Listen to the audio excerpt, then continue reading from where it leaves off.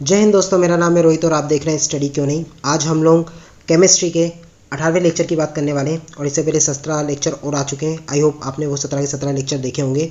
और इस लेक्चर में हम लोग कार्बन के बारे में पढ़ने वाले हैं। इसके अलावा हम लोग सिलिकॉन के बारे में पढ़ने वाले हैं।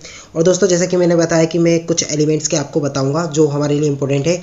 बाकी अदर एलिमेंट्स के बारे में मैं आपको नहीं बताने वाला हूँ, क्योंकि उनके बारे में कभी एग्जाम्स में पूछा नहीं जाता और वो इतने इंपॉर्टेंट भी नहीं है हमारे लिए।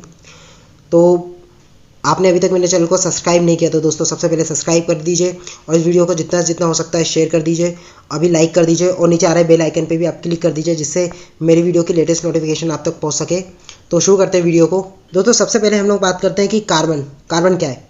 तो दोस्तों, जो कार्बन होता है ये ग्रुप 14 के तत्व है, यानी जो वर्ग 14 है उसका एक तत्व है। और ग्रुप 14 के अन्य तत्वों की हम लोग बात करें तो सिलिकॉन, जर्मेनियम, टिन, लेड आदि हैं।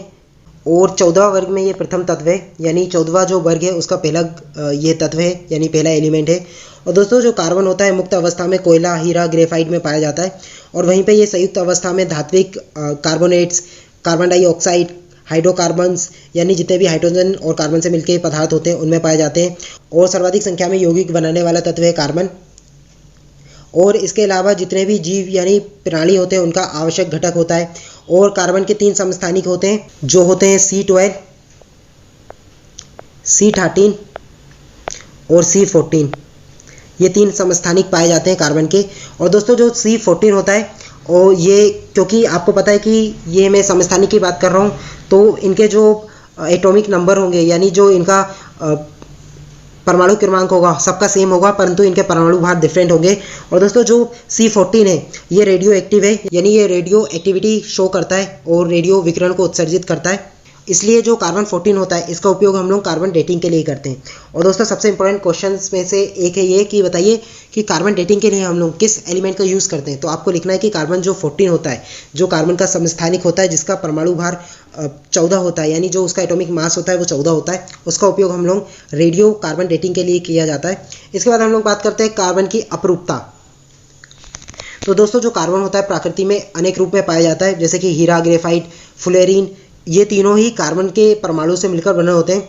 परंतु दोस्तों, जो कार्बन के परमाणु होते हैं इनके बंध जो आबंध पाए जाते हैं, यानी इनके बंध जो बॉन्ड होते हैं उनके बॉन्ड में अंतर होता है, और जिसके कारण ये पदार्थ के गुण अलग अलग होते हैं। तो सबसे पहले हम लोग हीरे की बात करें तो हीरे में कार्बन के प्रत्येक अणु में 4 अन्य परमाणु आबंधित रहते हैं, यानी एक परमाणु से 4 परमाणु जुड़े रहते हैं। और दोस्तों, इसको हम लोग डायग्राम के थ्रू भी समझेंगे, जिससे ये अत्यंत दृढ़ त्रिआयामी संरचना बना लेता है। इसके बाद दोस्तों हम लोग बात करें ग्रेफाइट। तो दोस्तों, ग्रेफाइट में कार्बन के प्रत्येक परमाणु से 3 अन्य परमाणु जुड़े होते हैं, साथ ही एक तल में अवस्थित होते हैं, जिससे एक षटकोणीय स्वरूप मिलता है। और दोस्तों, ग्रेफाइट में सभी षटकोणीय तल एक दूसरे के ऊपर व्यवस्थित होते हैं और ये विद्युत के सुचालक होते हैं। तो आपको याद रखना है, जो ग्रेफाइट होता है ये विद्युत का सुचालक होता है।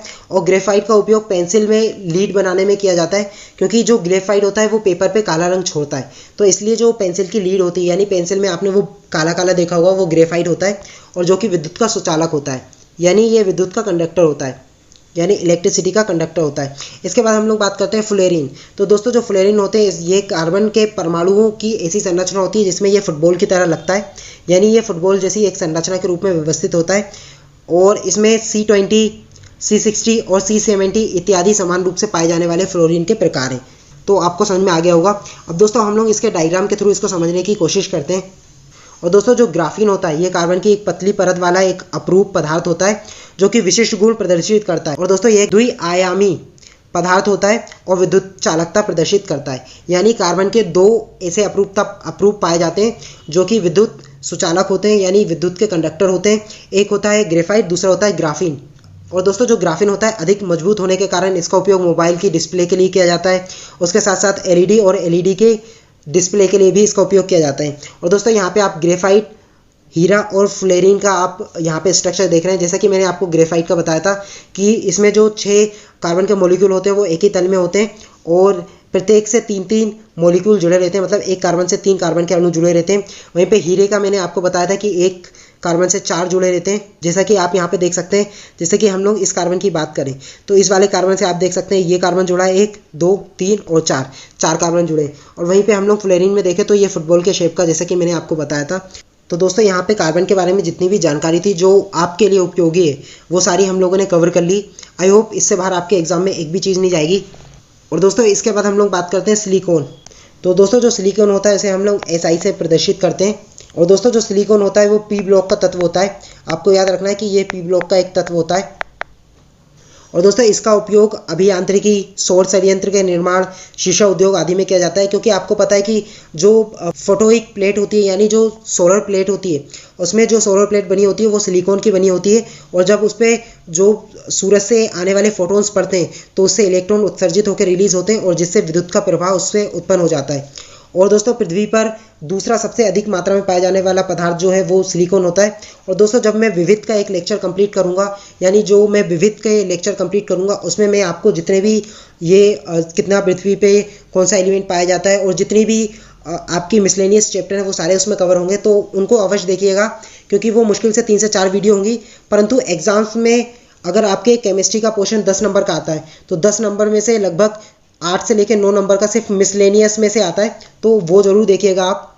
तो जैसे कि मैंने बताया कि जो सिलिकॉन होता है पृथ्वी पर दूसरा सबसे अधिक पाया जाने वाला पदार्थ है और पृथ्वी पे ये 28% पाया जाता है। और दोस्तों जो क्वार्ट्ज, टाइटाइमाइट, सिलिका इसके क्रिस्टली रूप हैं। दोस्तों जो सिलिकॉन होता है एक प्रमुख पॉलीमर है जिसका निर्माण सिलिका से होता है और सिलिकॉन पॉलीमर जल प्रतिरोधी होते हैं तथा सिलिकॉन का उपयोग स्लेट, ग्रीस, विद्युत अवरोधक, वाटरप्रूफ मटेरियल आदि के निर्माण के लिए भी इसका उपयोग किया जाता है। उसी के साथ साथ ये सौंदर्य अभिवृद्धि हेतु भी इसका उपयोग किया जाता है और इसका उपयोग शल्य चिकित्सा में भी किया जाता है। तो आपको सिलिकॉन के बारे में समझ में आ गया होगा। तो दोस्तों ये वीडियो यहीं पे समाप्त हुई। अगर आपको ये वीडियो अच्छी लगी तो मेरे चैनल को अभी सब्सक्राइब कीजिए, लाइक कीजिए और जितना से जितना हो सकता है इस वीडियो को शेयर कीजिए। दोस्तों मिलते हैं नेक्स्ट वीडियो में। जय हिंद।